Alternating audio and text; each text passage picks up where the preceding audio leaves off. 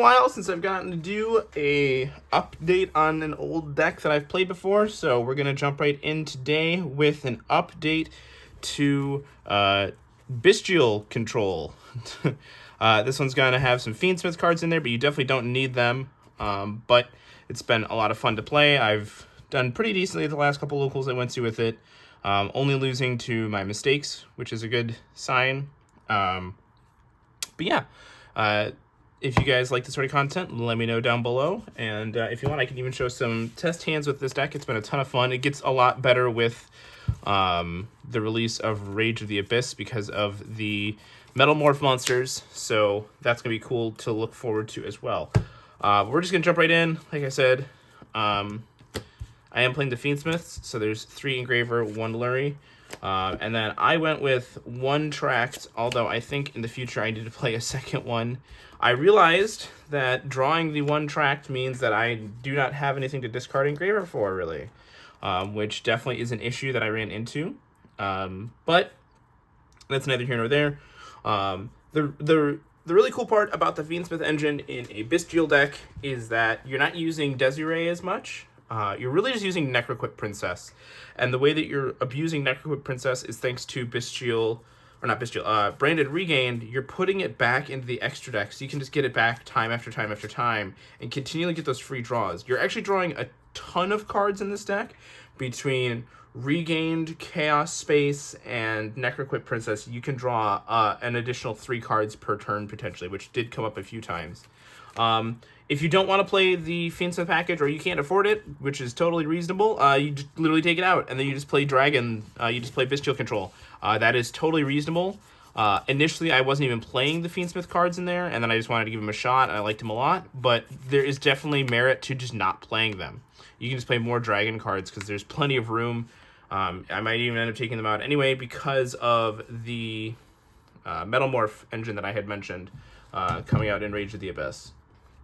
Then for the Bystials, there's a ton. You have 3 Lubellion, searches for all of them, of course, 3 Saronir, 3 Baldrake, 3 Druisworm, and the 1 Magnemite. Initially, I was also playing 1 copy of the Bystial Aluber, just to have a searchable tuner, which was really cool. I took it up for a different package that I'll go into here in a moment.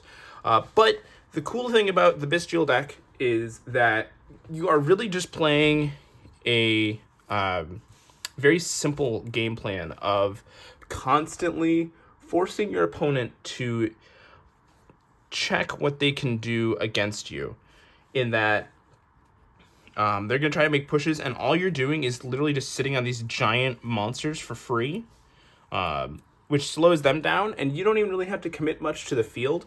Just having a Saronir plus Druisworm or a Saronir plus Baldrake is that's 3 interruptions total, because you have the Saronir interrupting the graveyard initially, the Baldrake interrupting the graveyard initially, and then the Baldrake interrupting again, attributing the Saronir, which will then also get you to follow up because of Lubellion. So I really like this this version of the deck a lot. And then to go with that, I'm also playing 2 Regained and a Branded Beast. Initially, I was going to play 3 Regained, but I wanted to have Beast there, so that way if I had the ability to go into Lubellion by sending Saronir, I could send Regained, and then Beast can simply place the Regained on the field, and I can have both interactions, which gives you another layer of interaction as well. And that was really good. I liked Beast a lot, actually. It also helped to out a few problematic cards as games were going on. Then next up from there, you've got like the Chaos engine of the deck. So 3 Seifert, 1 Baby White Dragon, 1 Black Dragon Collapse Serpent, and then Chaos Emperor, the Dragon of Armageddon was my level 8 of choice, as well as Chaos Space. So the Chaos Emperor was considered to be a Chaos Dragon Legionnaire at one point. I had considered just not playing a level 8. I considered playing both.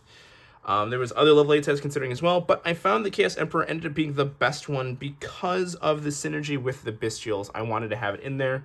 One really cool thing that came up a couple times was that I would banish a dragon from my Magnemite, and then I would end up banishing the Magnemite for another Bystial later on. and then you'd use Chaos Emperor to simply put the Magnum back in your hand. So the Magnum would search for a Bystial, and then you'd have Magnum plus that other Bystial in your hand as well for 2 layers of banishment on the opposing turn, which is really good. Seifert was pretty solid. There was a point where I didn't play the baby Chaos Dragons, and that was a big mistake. When I first put the deck together, I thought, well, you know, I'm not going to really have like all that much in my graveyard anyway, so let's just take them out. That was a big mistake. I needed these for sure, so glad I put those back in. But these are really good, and that is it for that part of the engine. Then I am playing the Red Eyes cards, so Black Metal Dragon and Red Eyes Darkness Metal Dragon. I like this engine so much in this deck. Especially with Joel and Lockbird becoming a popular card again, I am a big fan of Black Metal Dragon. The cool thing about Black Metal Dragon, Seifert too, but more, I like Black Metal Dragon more because I think it's more efficient, is that Black Metal Dragon by itself is your full Fiendsmith combo. So without going into anything else, you can, if you just summon Black Metal Dragon, you link into Striker Dragon, search out Red Eyes, special summon Red Eyes, bring back the Black Metal Dragon, and then those two basically are light fiends because of Moon of the Closed Heavens, so then you get to go from there. And, you know, just Red Eyes being a big beater and stuff in general is really good. So this card's really solid. Then the last 4 dragons in my deck are 2 Dark End Evaporation Dragons, 1 Albion the Shrouded Dragon, and 1 Fallen of Albaz. So I like this part of the deck a lot. Like, this was the, I think, this ended up winning me a ton of games, actually. Was this part of the deck. Albion didn't really come up all that much, but it's really cool. You can either Foolish the Fallen of Albaz or the Branded Regained if you have access to Branded Beast, which is really cool. It's just an Upstart Goblin or another free level 8 dragon, which is pretty cool. It's also a free send off of Seifert or Chaos Space to grab Lubellion, which is a really neat little interaction there as well. But Dark End Evaporation Dragon is a card I want to talk about a lot because I think that this card is criminally undervalued. So it can be special summoned from your hand by banishing 1 level 8 dragon monster from your extra deck. And then you are locked into dragons for the rest of the turn. For the rest of the turn. That is an important note because if you do your Fiendsmith stuff, you are still able to then pivot into the Dark End line. Dark End then has 2 different effects. You can target 1 attack position monster on the field and make this card lose 500 attack and defense, then destroy that monster, which is pretty cool.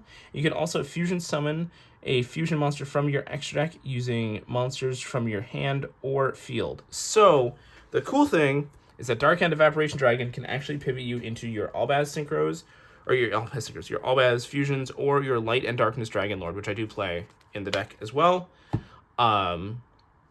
Which is a really powerful follow-up, but it's really just there to be a really big beat stick. It's 2600 and it's a free summon.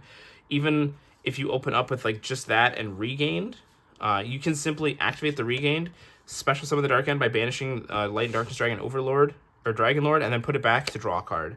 And maybe that'll get you into some more pushes. That came up a couple times where the deck can be a little slow, a little clunky, but that is an option as well. The Fallen of Albaz is a card that is definitely worth noting. A, it's a dragon, which is crazy. B, it's level 4, which is pretty crazy, so it's a solid normal summon. But the main thing is that it turns spheres into another layer of interaction. Because what you can do, ideally, is you'll spheres, tribute itself, return a card, summon the Albaz, fuse away the Albaz and an opponent's monster into one of your Albaz fusions, and then use that to go into either Mirror Jade or Light Darkness Dragon Dragon Lord. And then that is more interactions there as well. So it turns the spheres into an additional 2+ layers of interaction, which is, I know I keep reiterating the layers of interaction, but I think that that's really important, is that this deck showcases that in order to do well and not play the most standard deck, you need to layer your interactions really carefully. You'll notice like spheres can bounce anything, and then Albaz can remove a threat, and then you have the fusions, which can do stuff. You have the Branded Beast, which can bring back, or which can contribute to destroy anything. You have Regain, which can bring back Bystials. You have all these layers, and even though your deck doesn't do a lot, because this is a very low ceiling deck, what you're doing is so powerful that it doesn't really matter that you're not doing as much as the other deck. It's kind of like the game plan is that you're going to let them use all of their inefficient cards and get run through and try to run through like your Bystials, your Fiendsmith and stuff like that, and then you're just going to sit on the fact that your monsters are bigger and the game state is simplified to win the game. Then the last cards in the deck for the non-engine are 3 Ash Blossom and Joyous Spring, 3 Nibiru the Primal Being, and 3 Effect Veiler. These could be board breakers. It is definitely not unreasonable to consider a board breaker approach. You might be wondering why there's only 9 hand traps in the deck. It is because of the 10 Bystials and the Branded Beast as well. So between all of those, you have 20 defensive cards, because the Bystials double up as both engine and defensive cards as well, which is really cool. I think cards like Effect Veiler get a lot better because of Rescue Ace getting better thanks to the Azamina. Nibiru is always solid, and Ash Blossom is just kind of like a ubiquitous card. It's good into it's not bad into anything. It doesn't necessarily shine. So these are all just really solid cards. I could definitely see cutting the Ash Blossoms for board breakers, or just cutting these 9 altogether for like Book of Eclipse and talents and things like that. For the extra deck, you've got Necroquip Princess, Light and Darkness Dragon Lord, Mirror Jade, Albion, and Lubellion. Those are the 5 fusions that I play. And gonna be honest, you don't really use all of them all that often. This is a toolbox, so Necroquip gets used in your combos pretty often, so that makes sense. Light and Darkness Dragonlord is honestly there as like a finishing piece. I only summoned it once so far, or no, I've summoned it twice. But it's when I forced the opponent to use like their UL effects and stuff like that, like really inefficiently, or they use like a -1 starter and I hand trapped it, and then I used spheres and albias and things like that. Usually it shines most when the game state is simplified, because they don't have a way to easily push through its effects, because it loses 1,000 attack and defense to negate a card or effect, or a spell card, trap card, or monster effect once per chain. So it's going to be 3 negates, and then when it's sent to the graveyard by an opponent's card, it special summons a dragon. Mirror Jade is obviously just an incredible card. Albion and Lubellion really steal the show, though, in the extra deck, because they are Light and Dark Dragons, and they are level 8s, which is just ridiculous. Like the level of synergy that the Albaz cards have with the like the Dragon Link plan in general is really cool. I did at one point consider actually playing a rank 8, because the only card that fusion locks you in the entire deck is Lubellion, which is really cool. So that was something I considered. Didn't end up going with it, but it is something as an option to consider in the future, because there are a couple cards in the deck that probably aren't the most efficient. So that's something to consider as well. For the rest of the extra deck, though, we have Chaos Angel. Makes sense because of all the lights and darks and the level 10 access. DDD Wave King High Caesar. Evolzar Lars is the other rank 6 of choice. I just wanted, again, another layer of interaction. And I figure Lars being an Omni Negate for cards in the field is pretty solid. Striker Dragon, Fiend Smith Requiem, Double Spheres. This is one I'm not totally sold on yet. This could become a rank. The second one could become a rank 8. I do like the second one in that I don't have to worry about using Regain to put it back right away, but it is not the most necessary. And then you have IEP, SP, and Moon of the Closed Heaven. So you'll notice like the extra deck doesn't have like a bunch of link climbing tools and stuff like Dragon Link generally does, which is why this is Bystial Control. Because you're not really looking to do that. You're kind of just looking to sit on the fact that you have big monsters and attack in a really simple game state, and punish them for falling behind.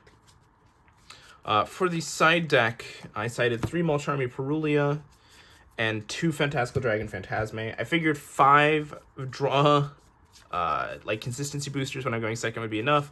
Plus Phantasme is a dragon, so it's searchable by Magnamut. So it has agency going first and second because of that, which is really cool.